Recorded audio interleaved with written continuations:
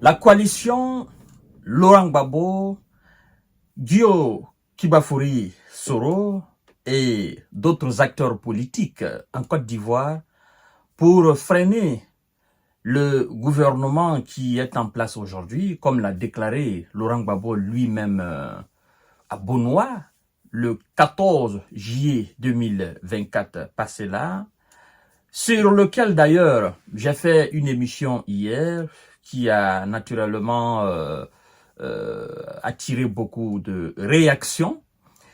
J'ai un bon nombre de personnes qui m'ont posé la question de savoir, Monsieur J. Visionnaire, exactement, concrètement, vous vous basez sur quoi pour avancer que Monsieur Laurent Gbagbo et Monsieur Kibafori Soro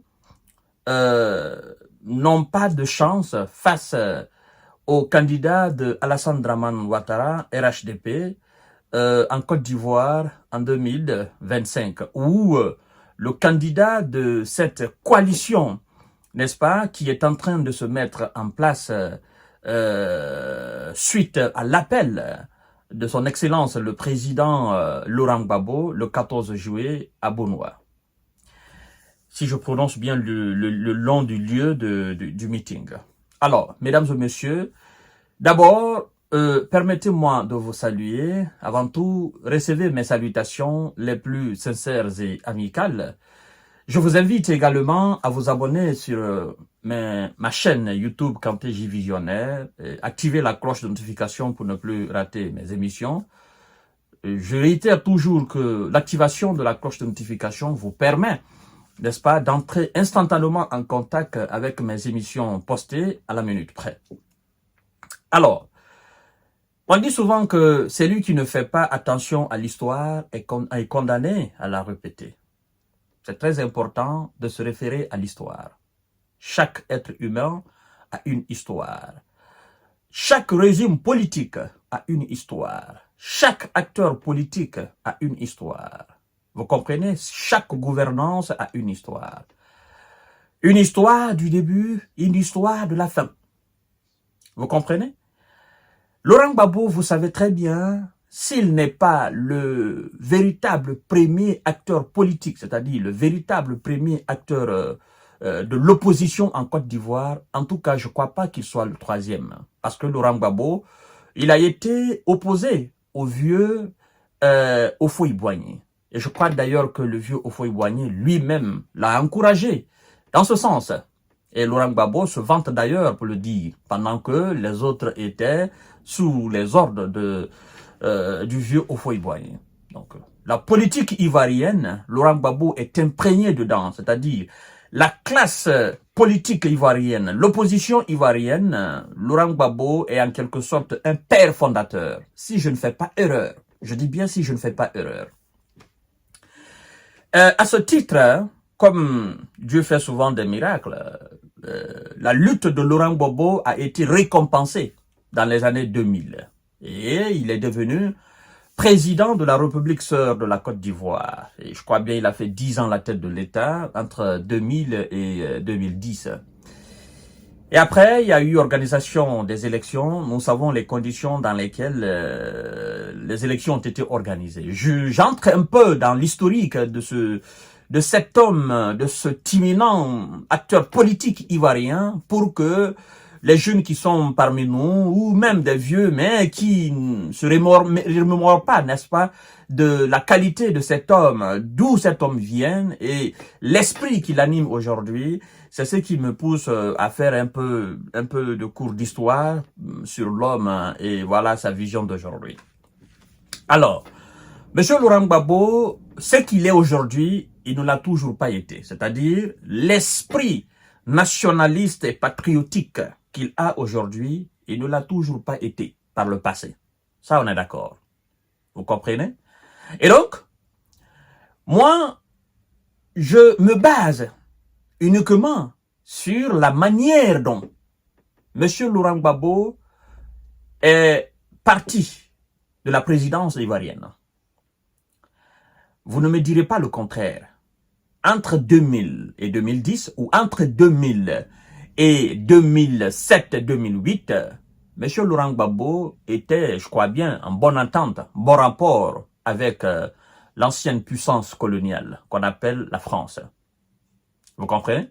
À l'époque, le Mali était stable, Kadhafi n'était pas encore mort, le Burkina était stable, le Niger était stable. On n'était pas dans cette lutte contre des terreaux, bien vrai qu'il y avait des groupes bandits qui attaquaient des gens dans les villes, mais dans cette forme de combat de terreau, on n'était pas encore dedans. Donc l'Afrique subsaharienne et l'Afrique, c'est-à-dire le Sahara, était en quelque sorte stable parce que Monsieur Kadhafi était là pour contrer naturellement l'avancée des terreaux qui avaient des ambitions de gauche à droite à envahir l'Afrique. Alors, Monsieur Laurent Gbagbo, après 2007, je crois bien 2007-2008 jusqu'en 2009-2010, il a eu un peu, n'est-ce pas, si je peux même me permettre, les yeux, il a commencé à ouvrir les yeux. En fait, je pense qu'il a voulu entrer dans la politique, dans la dimension un peu Sékou Touré. Vous comprenez? Genre, il faut rendre la France à son indépendance totale. Il faut plus, n'est-ce pas, subir cette domination qui est flagrante, la domination française en Côte d'Ivoire. Il faut maintenant s'éloigner un peu de cela et être autonome. Vous comprenez? Donc, Laurent Gbagbo est entré dans cette phase-là. À l'époque, Alassane Dramane Ouattara était encore dans l'opposition et voilà, il avait des institutions internationales qui étaient derrière lui, la France, les États-Unis. Il était monsieur oui, d'accord, tout ce qu'on le disait, il avalait parce que voilà, il voulait le fauteuil présidentiel. Et puis, paf, l'organisation des élections de 2010 est tombée. Et nous savons ce qui s'est passé pour le départ de Laurent Gbagbo. Et donc, qu'est-ce que je veux dire avec l'implication de la France pour la chute de Laurent Gbagbo? Parce que, il faut dire quelque chose, et ça c'est vérifié par tous les observateurs et tous les analystes.